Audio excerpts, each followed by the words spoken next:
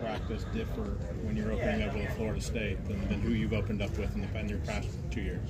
It does make a difference, and I actually just told our team that the last couple of days. You know, we have about 5 weeks, but those 5 weeks have got to be very intentional and with great purpose, because our first game is obviously against a top 25 team in the country. So there's no, okay, we have a couple games to get our feet wet and learn. No, we got to be ready to go. So there's been a little bit more urgency, I think, from myself, our staff, and the players know that this is a veteran team, so they understand that, but definitely different. Shauna, what did you learn about your team just from that foreign tour that you guys went on? Because I know you talked about the veteran players and also the newcomers. So just what did you learn about the team? You know, I think number one, the team got closer. And this was already a team that has been together for a little while and was a pretty tight-knit crew. But with our new guys coming in, they all said, every kid that I talked to after was like, Coach, we grew, we're so much tighter, we're so much closer, you know, after that trip. So that accomplished the most important thing of the togetherness and the chemistry and the relationships. It tightened them. And then the most beneficial thing was the 10 practices this summer. It really does change a summer when you normally have 8 hours a week and 4 of them are on the court. That goes by really, really fast. So being able to have those 10 practices really helped just get a lot of things in early, and therefore helps us in the preseason get there a little quicker, again, with having a first game against a really good team. Shauna, I know this league only does a top 5 preseason poll. You're not on it. Knowing you like I do, you kind of look at that and go, huh, okay, that's interesting. I mean, I don't care about that stuff. Last year we were on it, and you know, whatever. I'd rather be the underdog. I'd rather be the ones that people overlook. I love that. That's kind of who I am. Let's have everyone doubt us. Let's have everyone question if we're good enough. If, you know, that's fine. Keep the outside thinking that, and all that matters is what, you know, the inside thinks and what we know our identity is and who we are. In the last few weeks of the last season, you talked a lot about a vision. I guess, where do you see yourself in that vision right now? You know, that vision is obviously we're always striving. We want to compete for championships, and we want sustained success. You know, right now we're on the climb, and the climb is really, really hard. And then when you get to the top, it's really, really hard to sustain it there. They all kind of bring different things, you know, to you. So right now we're continuing to build. You know, year one we made an NCAA tournament. Maybe that was a little bit quicker in the build than we envisioned, but we'll take it. Last year we had some ups and downs. We had some really great days and some big time wins. And then we had some wins that, you know, we didn't perform up to our ability, and we lost some really tight games. And we're 2 or 3 games away, you know, from being in the NCAA tournament. And I think even if we won 1 or 2 more games in the Big Ten, we're in the NCAA tournament. So we're right there. We're on the right path. We've just got to continue to believe and trust in the process and the journey, and it'll all kind of take care of itself.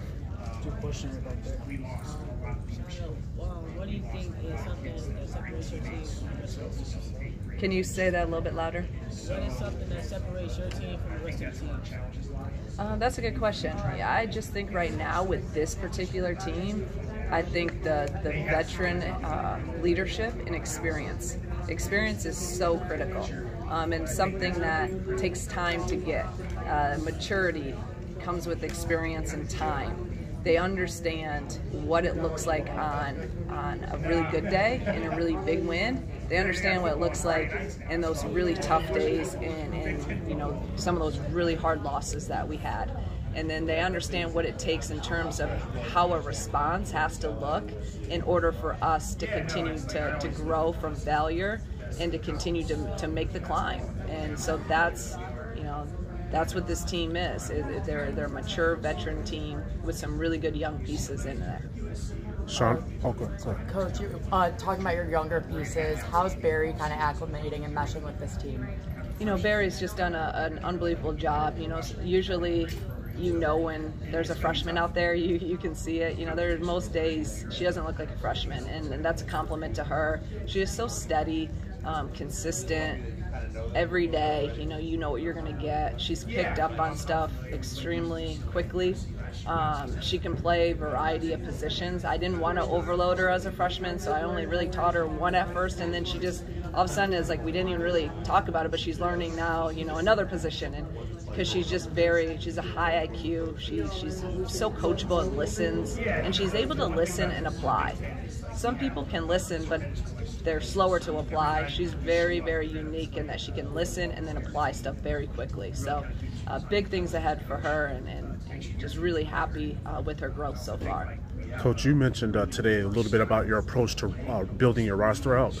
How do you feel about your imprint in the state of Illinois? That's been since day one. In my opening press conference, I said we have to attack and recruit, the state of Illinois for kids that fit us, and we've done that. We got a transfer with Jasmine, who we recruited the first time. She was a top player in the state when she went to Mississippi State. We got her back, this year, and she's grown a lot. She's going to help us. And then obviously getting Haven, and now attacking that with the 25 class, and we got a big commitment, out of the 25 class, and we just got to keep.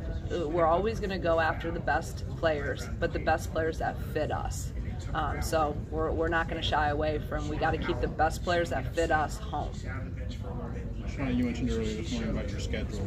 Have you found it easier to get teams to come to State Farm Center, because if they come to Champaign and lose, it's a good loss now? And it seemed like having a better team would be easier to schedule better opponents. Yeah, I think that was. Florida State was really eager. They wanted this game, and we thought this is a great home-and-home opportunity. They wanted a tough away game this year, which fit. We wanted a tough home game. So, yeah, before there was no really benefit, coming to State Farm Center. You're just, now it's a good net game for them. So, I thought that was really great. And same thing, Marquette we had scheduled last year. Obviously, there's been a coaching change there, but all three of our teams coming in with Oregon State, Marquette, and Florida State were all in-state tournament teams last year. So, that'll be a great test for us. Different styles, all three of them, which again will prepare us for the Big Ten, where we see a variety of styles. So we talked a lot about depth over the summer. What did you see in the summer to help build that trust with your coaches to tap into that depth come season time? Yeah, I think that's where the even though it was 2 games overseas, I thought that those were critical, because we got to see. I used a ton of different combinations, and I stuck to it, which I didn't think I would, but I stuck to it, and it was a tight game, that first one, and I stuck to my 5 in, 5 out of who we wanted to see, and see how they could pull out a tight game. So we got a lot of our, everyone in, everyone got minutes. I thought that gave me confidence, it gave them confidence, and obviously we'll get that more in practice every day, and then we'll get that in our scrimmage and our exhibition game that are coming up.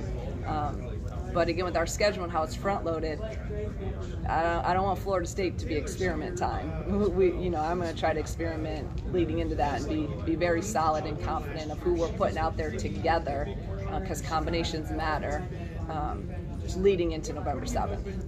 Earlier you talked about how this is a veteran team. So having Makaira, Kendall, and Genesis back, we know how that's going to look for the scoreboard, but what does that mean to you as a coach, and what does that mean to your team to have them want to come back? It means everything. I've said this multiple times. The thing I'm most proud of in our 2 years is them, those 5th years, and really this whole senior group, especially those 3 kids that had a COVID year, they all decided to come back here. And in the world as we know now, with a lot of things getting thrown at people, for them to stay true and be loyal and believe in the vision, believe in us, believe in the school, that it's unheard of now. To be able to have this core group stay going on their 3rd year, it's unique. And for me, that's special. For me, that's what we're trying to build here. A place that, yeah, we want to win games. Yeah, we want to compete for championships, but we want people to believe in this and the relationships to be genuine, where they don't want to leave. They feel really, really good about and trust what we're doing, that they want to stay here. So for me, for them staying and for our whole senior crew to be together now going into 3 years, it means everything about what our culture is and what we believe in and what this is about. It's about family, it's about relationships, it's about more than basketball. And also now you have that. Now there's trust and there's confidence within each other. I hope, they're obviously trust me if they stayed, and I know I trust them. So, and we also know each other so well that now we always do have honest conversations, but now you can have really hard, honest conversations. They can tell me things, I can tell them things. That's when you can do some special things together.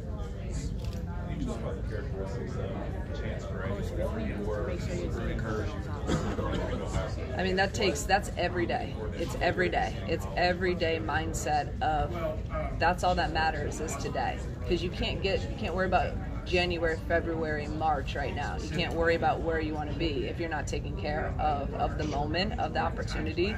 So we talk all the time about, be relentless in that pursuit of that moment today. And if we can attack each day, we can continue to get a little bit better every day, get tighter, get more confident together, get sharper in our core values. Then I believe, the outcomes take care of itself. It's a process for us, and I've been preaching to our guys the last couple of days, like, you got to be obsessed with the grind and obsessed with whatever your goals are. It's that level, because that's what it takes to be elite. Everyone wants to win, everyone wants to be great, but very few are willing to put the work into it day in and day out. The conference from a defensive standpoint, what do you like about what that backcourt with her and Kyra and Adalia can do defensively? Yeah, Jazz really adds, and she's still learning what we want, but from a physical and athletic and quickness ability, she has everything to be an elite defender. And we knew that, but now I see it. She's still, again, learning how we play, and that's hard. There's always a learning curve with that. But when those possessions where she is executing it, she can guard anyone in the country. Just like Dal, from the moment, first few days in workouts I saw with Dal, I told her that whole first year, our goal is for her to be all Big Ten defensive team.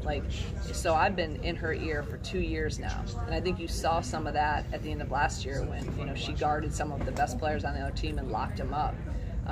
And she wants it. She thrives on it. She loves that challenge. So I see, Jazz kind of being that type of, and I'm in her ear about that, be a defensive stopper. So now you have Dal that can guard, a bigger guard. You have Jazz that can, and then obviously Makaira is an elite defender, but Makaira also has to do so many other things. Sometimes she gets worn down, and we have a little bit more depth. We can switch some people around to try to keep some people fresh on some of those top guys on other teams. With the conference being 18 teams, you don't get those revenge matches anymore. What's your approach heading into maybe your only home game or your only road game? I really like it. I like that I think it's as fair as it can possibly be. You have one game against, obviously we have Northwestern twice, but otherwise it's one game. And I think it's just going to add more. It's just, there's so many implications down the road for one game. It's going to add more to those, and every game means so much. So where we've had those double games before, and if something happens first game, you had that as motivation. Well, now if you need motivation, well, you probably shouldn't be playing at this level, but if you do need it, I'll find ways to go. I'll go back a year or two. I'll find ways to get them motivated for those. But I love the schedule. I love that we have everyone just once. I know it's 5 months away, but I noticed when the Big Ten schedule came out, your Los Angeles trip is obviously a back-to-back, which means I would assume you're going to be in Los Angeles for 6, 7, maybe 8 days. Have you thought with your staff about how that's going to work, just as almost like a professional road trip? No, I have not. I have not, and if you put it like that, that's a long time. So, and you put it in 5 months away, that seems crazy too, that it's 5 months away, but it'll be here before we know it, and I'm kind of glad that we have that road trip towards the end. I think I like in terms of the sequence of it, but yeah, I'm trying to get through today and worry about Florida State. Coach, what motivates you every day to keep advancing? Motivates me every day to what? Keep helping your team. Keep helping them. Our players, no doubt about it. Our players. I want, I do this because of them, and I want them to experience success. I want them to experience and be able to fulfill, what their dreams are. So that's what drives me every day is them. And I've done it. I've been there. But this is for how much can I pour into them to make them the best versions of themselves, so they can experience the feeling of success and then learn from failure, so they can continue to grow as people. That's why we do this. We talked a lot about Bren in the summer, but what have you seen from her, just in kind of the big picture, to maybe flip the page from here? I see the most confident version of Bren that I've seen. She was really good her first year, and last year had ups and downs. And right now she's very determined. I think she's really just locked in. She's embraced this is her last year, and I think she's enjoying that. Like, this is my last year. I'm going to leave everything out there. And all summer she had the best summer she's had, and she's been with me, her whole career. So I'm really, really proud of her. I'm really happy with where she's at. She just needs to continue, and I'm just continue to pour into her. Shoot it when you're open. You're one of the best shooters there is in the country. We need you. She's being aggressive. She's going to be a big piece for us this year, and we got to keep her confident, keep her healthy. How do you foster that confidence with her? Some of it, we always are pouring in to players, but confidence is within you. And we talk about confidence a lot, where you can't let someone take confidence from you. It's your self-confidence. It has to come from it. So if I'm telling you every day, you're great and you're this, but you don't believe that, then it doesn't matter what other people are saying. So, she is in a really good place now, and whatever she did to get herself into a confident place, a lot of things with Bryn in particular, and really everyone, but with Bryn, when she's in the gym and when she's able to get reps up, she's very confident. Last year, with the wrist injury, she wasn't able to get reps up. And when you don't get reps up, I say it all the time, reps lead to confidence, confidence leads to success. If you're not getting reps up, you're not going to be confident. And I think that really, was unfortunate, but she just couldn't get those reps up because of the injury. Where's the 5 position for you this year? I know it's kind of always been a living organism throughout the year for you, but where do you see that right now? It's kind of in that same spot, Obviously, KB is going to be a critical piece in that. Bryn will flex to some 5 this year. Bryn's bigger than. Every time I see her, I'm like, I forget how big she is. Like, she's legit 6'3". She's one of our biggest kids, and besides our 6'6" and 6'7", and she can really cause mismatch problems because she can shoot it so well. So she's going to go back and forth. KB, Barry will play some 4.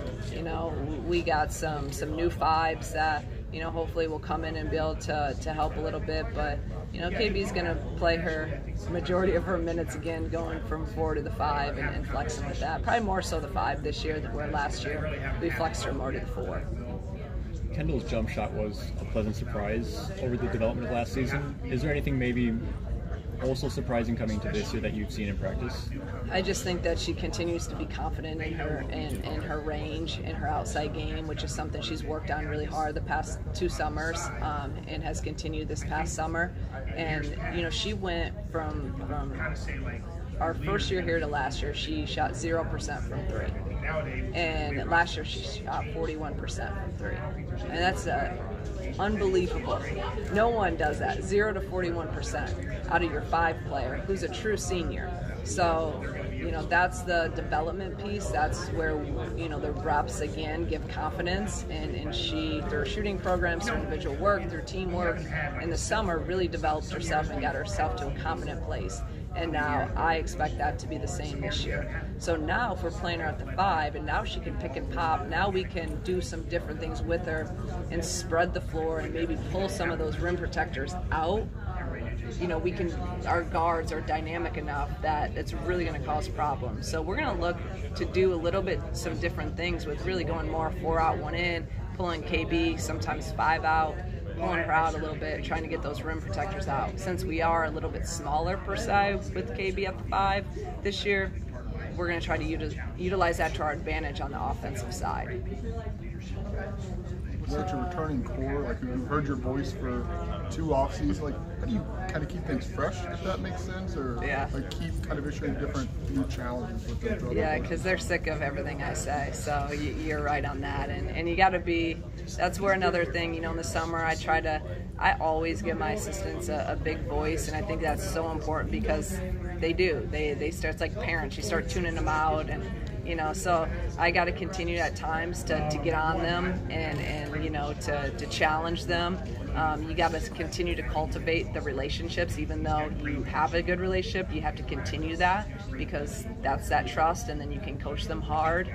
And then again, I put a lot of it back on them, especially when you have veterans, when you have the leadership we have, when I have relationships I do, like I do with our veterans, I challenge them. What do you guys think? Is this up to our standard? Is this up to the expectations of Illinois basketball? Is this how we do stuff? And they know, so I don't have to say as much all the time now because they understand standards. Where the first 2 years we're trying to, instill culture, instill standards. Now they know that now they're the ones holding each other accountable. They're the ones pulling huddles together. They're the ones, telling people, hey, this isn't good enough. This isn't, we got to do this better. And when you have that, that's when you've really, you feel good about you're doing the right stuff. We're going in the right direction. Where's Gretchen right now in her development? And how do you see her taking the next step? Yeah, I mean, you saw Gretchen last year, and the more experience she got, the more minutes she got, she really just, she just continued to get better and better, and she's so capable. I'm trying to even get her to be more aggressive, but she's had a really good summer. She was out the first few weeks and kind of eased her way back from an injury, but she's looking really, really good right now, continuing to progress, more confident, been shooting the ball really, really well. So I expect her to have more consistency this year because she's not a freshman anymore, and she's a capable, she should be scoring, I think, at least 10 plus a game. She's a capable scorer. She should be averaging double figures, and I think she's going to this year. You addressed it a little bit up there, but like just kind of the process of freshmen having to wait for this COVID group. Like, did you look for those trades recruiting them, or when they got here, did you kind of have to massage maybe their minute expectations with those? Well, first off, you never guarantee. I've never guaranteed anything when I recruit, and as you know, I've lost probably a kid because of that, and a top kid because I'm not going to guarantee a starting position. I'm not going to guarantee minutes, but I guarantee that you're going to be taken care of here. I guarantee you're going to be challenged, pushed, loved, cared for, but I can't guarantee the other stuff. And so when we recruit people that fit our culture and kids that have the character that we want, and we're also very honest with our kids. So as their freshman year's going, what do you need to do better? What do you need to improve on? What are you doing well? There's constant communication, so they know. And a lot of times they know that maybe they're not ready for it. But I think the relationship piece is where it all comes back to. And if you have those relationships and you have that communication, then and if they believe in what you're doing and they believe in the process and the vision, more often than not, they're gonna stay and they'll be committed to it. And again, we've had that, at Dayton and here, we've had the ability to keep people, and then now your seniors are teaching your freshmen, your seniors are teaching your sophomores. Now the culture and the standards, it's a seamless transition. You're not bringing in a whole new and having to instill it again. And that's what I hope we can continue here, with people believing in it, and we can just continue to develop them, grow them, and now they're ready to take the baton when, then that next group or that older group leaves. What is something you tell me before they go out there and play? You're bringing all the tough questions. I mean, we talk about the same thing all the time, but I just think the main thing is to, I want our team to play with great tenacity and passion and energy. And if you leave everything you got on that particular day out there, then again, we believe in outcomes kind of take care of themselves. So I always tell them, to go out there and play as hard as you can and have fun playing the game. This game's supposed to be fun, and go out there and have some fun with it. Having a game at Canisius, what does that mean for you? Yeah, it's kind of cool. You know, I haven't been back there in terms of, you know, playing there at any stops I've been. And, you know, they came to our place last year, and now we're going out there. So it'll be cool for me, and it'll be cool for Gretchen. You know, being from Buffalo I know she says she has a ton of people come in. The Canisius head coach had called me, and now they're doing their alumni weekend around that game, so which will be cool, so I can see some people too. So it'll be fun. It'll be fun getting back. Hopefully there's no snow. What kind of emotions do you think that'll bring for you? I mean, I don't really get into that. Like, I'm not like that emotional of a person, so probably nothing. It'll be cool. It'll be great. It'll be weird, you know, to be back in that gym and playing there. And I'm so old, I don't really even remember. I don't even remember those days. So, but I just think it's neat that they thought of it. Ryan got it set up before he left. The head coach at the time at Canisius was super into it and wanted to bring, you know, me back, and I thought that was a cool part of it. When you and your staff did the self-evaluation of this roller coaster ride that was last year, like, what led into the ups and the downs? Was it as simple as Makaira having a concussion and Lynn never being healthy and Jen always being hurt? Not to say that there's excuses, but those are really big players. Yeah. You know, I think it could be as simple as that. Like, I do. Like, I don't think we were ever, like, we weren't ever 100% early on. We weren't ever able to practice all together. Like, we weren't as sharp as we needed to be. And, you know, there was just a lot of things. It's not an excuse. It's just part of sports. It's part of life, right? And then, you know, your players coming back, they're not as confident because, again, they haven't had the reps. You know, and Makaira, it took her a while to get back. It took her a long time to kind of get back to her. So I just think there were so many different kind of factors that went into it. And then there's, you know, but through it all, again, it's an opportunity. You got to learn from it, and you got to try to find a way in that time to be the best version of yourself you can be. You know, so I learned a lot, and I'm always self-reflecting and self-evaluating to see what I can do better as a leader. And I think also going through hard times together makes you tighter, makes you more, you know, more vulnerable. I know I admitted to the team when I could have been better, like, you know, I'm not perfect, and I think they know they're not perfect. So we had a lot of really good, hard, honest conversations that I think through that made us a lot tighter. And then it made the end of the year a lot more meaningful when you know what you've been through. So a lot of great learning lessons through a really, really, some of last year, and I've said it, was the hardest. Obviously, I've been head coach only 8 years after last year at this level, and that was the hardest year that I've had in terms of ups and downs. So obviously last year you ended on a really high note as champions. Congrats. Are you asking your team to kind of carry that energy over this year, or are you more so kind of drawing that line, this is a new season? You know, we're kind of doing both, because I do believe, you know, it's a new season, it's a new journey, it's a new team, there's new pieces, there's so many new things. But I also don't want to be lost in the lessons that we learned. It was so valuable. It was, you know, you learn lessons everywhere, but last year I just felt like was a turning point in terms of, like, this is a huge lesson, and our responses were so great that led to success in a championship. Why not continue to learn from that and talk about it? So I usually don't like to bring up the past year, but I think we've all kind of embraced the lesson in last year, and we do talk about it. We talk about it for this year, though, and how can we learn? How can we carry some of those, you know, lessons over into this season? And I think our seniors have really, they talk about it a lot. So it's not just me talking about it either. But yeah, so we're doing a mixture of both with it.